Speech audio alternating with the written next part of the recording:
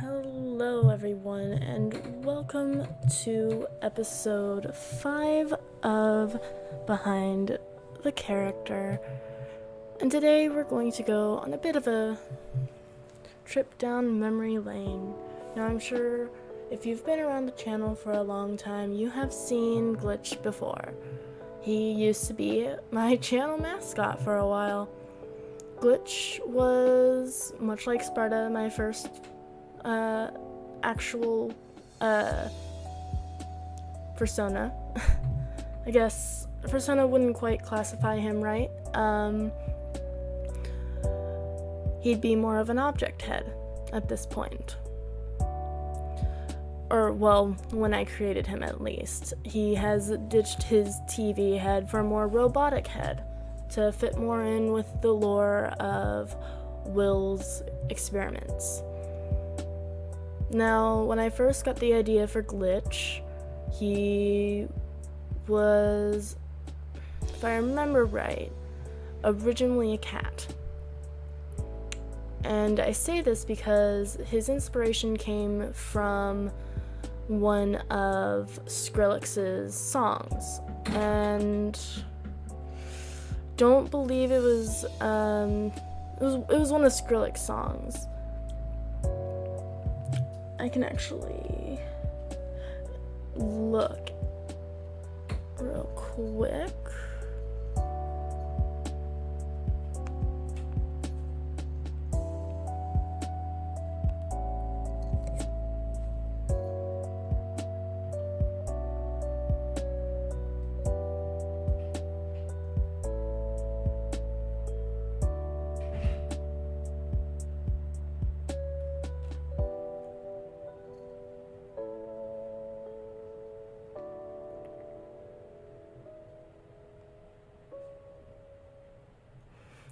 He was originally inspired by All Is Fair in Love and Bro Step by Skrillex. And that's kind of where I got the idea for him to be a experiment. Originally, he was kidnapped in the middle of a college class. This was a music video I was gonna do, or an animation, I guess, and forced to become this creature and went on a rampage, destroying the city. Now, there are some aspects that are still in his story. He's still a forcefully experimented on character, though it wasn't directly because of Will. At this time, Will wouldn't have been a lead scientist. This would have been very early in Will's career, and he basically was an assistant. And when he took over his company, he was in charge of making sure that everything was running smoothly, and that included Glitch. Which, unfortunately, well, I can't say, as that would contain spoilers. You already know, it kills Will.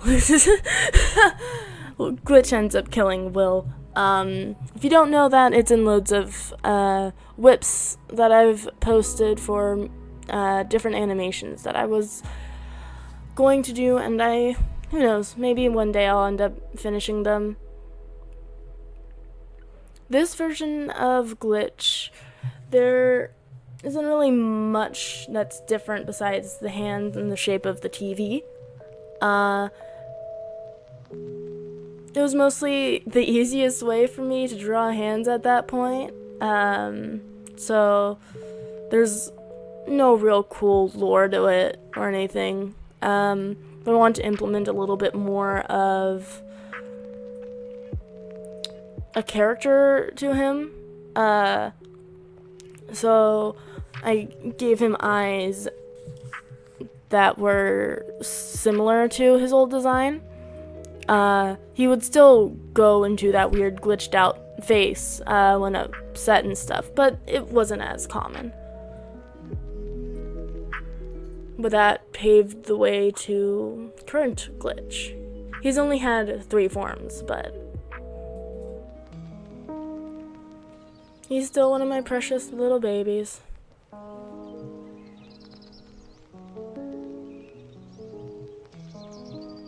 Now, this is a far stretch from any of his designs, and well, there are some things that are very similar, mostly the back hooves and the clawed hands. I changed them to a normal amount of fingers on like a human to 3 fingers to make him more cryptid in a way. And his new head was unshamelessly inspired by a character from Transformers Animated. And if you know where I'm going, you know exactly who I'm talking about. But I'm talking about Blitzwing and his random face. When I created this version of him, I was, and I still am, but I was heavily into drawing Transformers at the time, and very much more heavily in the community than I am currently because I've been focusing on my own stuff. But I wanted his face to fit in more with my style of drawing robots at that time and currently, and also just really liked how it looked, not just from a visual sense but an aesthetic sense, and it just kind of fit in more with the lore. As I mentioned in the last episode, Sparta was one of Will's creations, one of his first, and I wanted that to kind of be reflected as this being an early precursor of that. Same with Havana and Heathen. They also got pretty cool updates with him because they're like the main trio of everyone, and that also will fit into the lore eventually when we get there in the comics, which I have actually started.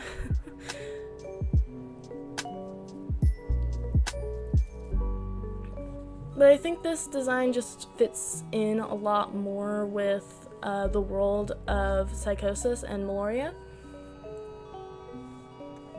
And it's just a more unique design than just some object-headed creature. Now, for a while, he was originally going to be a bat. Thank you, English or literature teacher Laura. And she suggested that I do a bat because of some old Japanese superstition about bats being the messenger of death, and since he burns down his town, it would look more on a literature sense aesthetically pleasing. Whether he's a cat or a bat, I am undecisive on. I will leave a little vote up in the corner for you all to help me decide that.